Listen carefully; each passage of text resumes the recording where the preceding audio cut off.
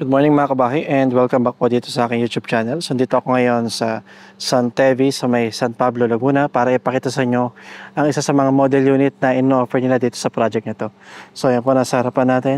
By the way, ako pala si Chad Ricafort sa Poco Real Estate Broker at nanonood po kayo ngayon ng aking house tour for mansion duplex.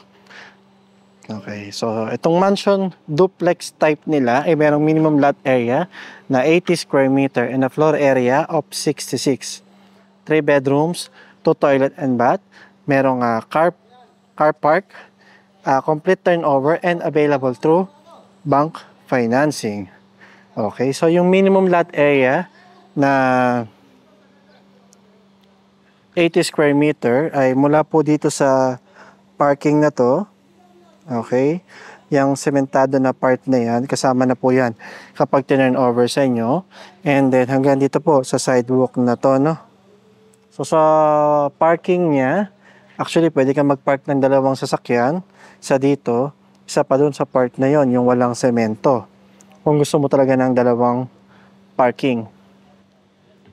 And hanggang dito po siya sa area na to. Okay, yan po yung minimum lot area na 80 square meters. So sa mga nagtatanong bakit siya naging duplex? Mukha naman siyang single attached. So yung kanyang kadikit po na bahay ay nandito po sa likod.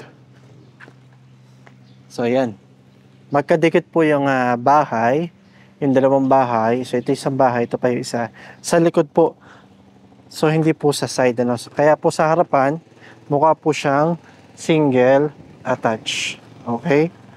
So, by the way, kung interested pala kayo mag-inquire sa akin through Facebook, pwede niyo po ako kontakin sa akin Facebook page na Open House by Chad Ricafort. So, pasok na po tayo. Complete turnover ito and actual turnover. So, ganito na po yung magiging itsura ng bahay nyo kapag turnover sa inyo. Okay, so naka-tiles po siya na yung style ng tiles niya parang mga pahaba po, parang mga planks. Okay, hindi siya yung traditional na 60 by 60, which is maganda, no? Kasi medyo kakaiba din yung kisame niya. Okay, yung sa pintuan pala niya, steel door po ang ginamit nila at 90 cm ang lapad. May design din pero hindi lang masyadong kita. So ayan, tulad yan, kita naman. Oh, yan po, may design naman. So, steel door. Yung sa doorknob niya, okay din naman po. Magaganda yung design, style. Matigas din naman po. Okay. So, balik tayo dito sa bahay. So, ito yung living area mo. Napakalawak niyan. Kahit saan mo ilagay yung sofa mo, kayang-kaya. Yung dining area, ito, maganda rin, no? So, I think, mas maganda to kung lalagyan mo siya ng sliding door dito para kung may mga kasiyahan kayo, pwede mo siyang buksan. Yan, meron ko pa rin namang pintuan dito, mula dito sa kitchen, palabas ng service area or laundry area. Gusto mong laundry area tong side ng bahay. So, steel door din po ito, no? Steel door, pero mas makipot lang siya. I think mga 80 cm lang po. So, ito naman, actual turnover ng sink. So, may backsplash na, naka-tiles. And then, naka-tiles din yung ibabaw, yung countertop. And ito yung kanyang sink. Okay. Sa ilalim po, may mga cabinet na rin. Aluminum, itong mga cover. Aluminum siya. So, siguradong magtatagal ang bahay nito. Ang mga cabinet na yan, magtatagal yan. So, ito naman, yung kanyang toilet and bath sa ground floor. Floor to ceiling yung kanyang tiles. And sa shower area niya, medyo maliit lang yung shower area niya. I think mga 60 hanggang dito sa part na to. Ayan. 60 cm dito sa part na to. Ayan. 60 cm. And then, yung kanyang toilet and lavatory, magaganda klase na rin yung mga ginamit nila. So, ang brand ay Artes Mayer. So, yung kanyang toilet, one piece, buo siya na hindi natatanggal yung kanyang pinakalagayan ng tubig. And then, ito naman, yung lavatory niya, may pedestal pa siya, nakatulad niya. So, same lang naman yung laki ng toilet and bath sa second floor. And yung pintuan ng CR niya, flush door. Okay. And then ito po, ito pala. So, ito pala, pwede mong maging laundry area, itong part na to. So, naka-tiles na siya. May pintuan din na steel door, which is maganda. Tapos, pag binuksan mo yan, may maganda ka pang ventilation. So, ito naman yung kanyang stairs. So, maganda yung kanyang mga stairs, kasi mga solid panel wood. Tapos ito, hindi pala siya bato. Hindi pala ito bato. Kinoberan lang nila ng hard duplex. So, I think ang support talaga nitong hagdan nila ay bakal po. Okay. And then, hard duplex pa. May cover lang siya. And then, ito kanyang hagdan, yung railings niya, flat bar.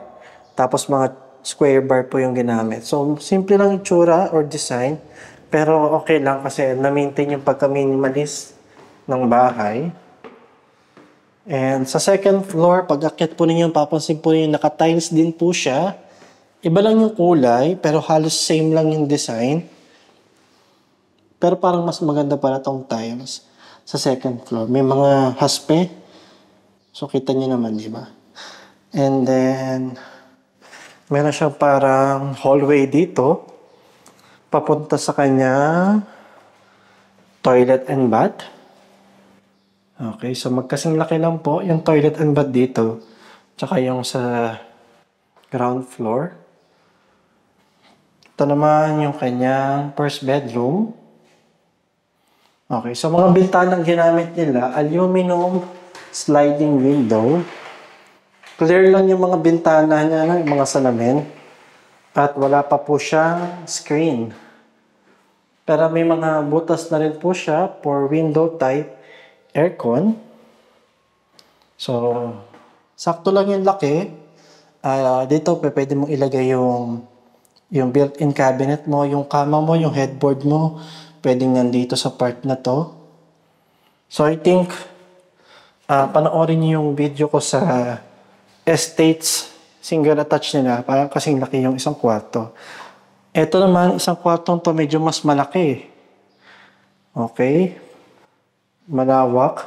So, kahit isan mo ilagay yung built-in cabinet mo kahit dito, makakapagligay ka pa ng maliit na table. And then, nandito yung headboard. Yan. Malawak pa naman. So, mga pintuan pala ng kwarto nila, may mga design na rin. Tulad niyan. So, yan. Magaganda yung mga flush door nila. So, next naman, ito yung kanya master bedroom. Okay? So, maganda dito kay master bedroom. Malalaki yung bintana niya, lalo na itong isang to. So, pero itong part na to, hindi siya nabubuksan. So, para lang magmukha siyang aesthetic tignan, diniretso na nila yan. Pero, syempre, maganda yan kasi may natural lightings na papasok sa kwarto mo. So, yun, mukhang maliwanag tignan. Diba? And then, may mga butas na rin for window type aircon. Medyo sakto nga lang yung laki niya para sa master bedroom. Okay? Okay. And ito naman, meron kang pintuan dito papunta sa yung maliit na balcony. Okay? So, okay lang yan kasi para lang din naman sa ventilation, di ba? Tsaka pwede kang tumambay dyan pag umaga, makikita mo yung mga kapitbahay mo. So, yan. Okay? So, kamusta po ba? Nagustuhan niyo po ba itong ating mansion, duplex?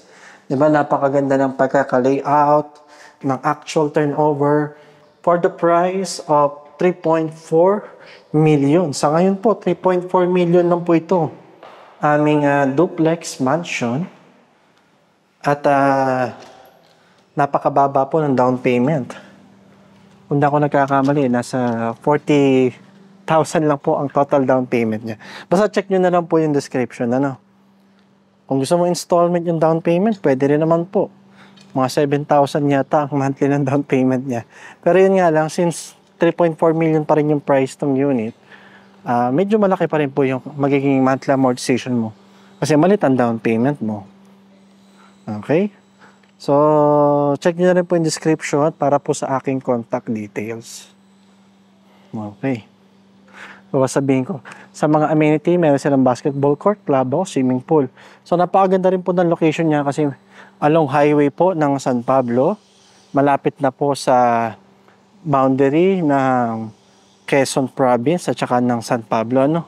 So, kung going to Manila ka, medyo malayo siya sa Manila kasi nga San Pablo na siya.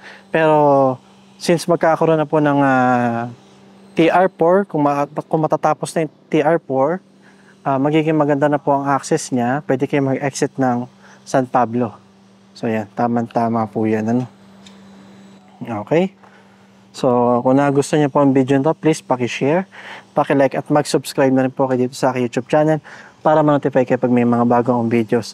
At kung interested na po kayo mag-reserve sa bawat property na in-offer ko, mag-reserve na kayo. Dahil ang property, patagal ng patagal, pamahal ng pamahal, palayo ng palayo. Yun lang po at maraming salamat.